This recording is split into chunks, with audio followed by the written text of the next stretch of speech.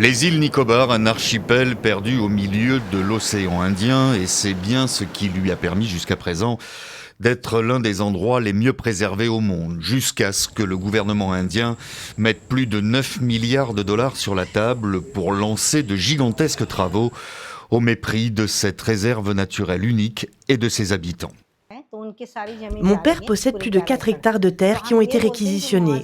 On nous propose une indemnisation très faible. Nous vivons ici depuis notre enfance, même notre bétail sera déplacé. Nous espérons donc au moins bénéficier d'une réhabilitation correcte, ainsi que de logements décents et d'emplois pour nos enfants.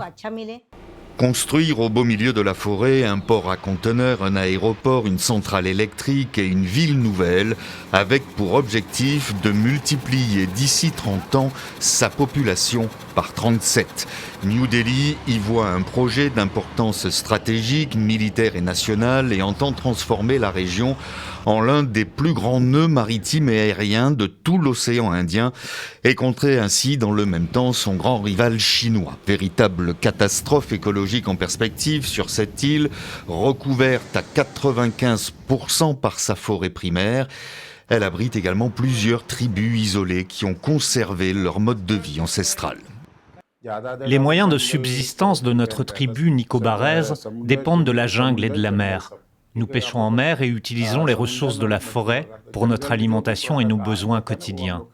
Nous avons traditionnellement vécu de la chasse. Si nous perdons l'accès à ces terres, notre culture disparaîtra elle aussi, en particulier pour les villages qui sont concernés par ce projet.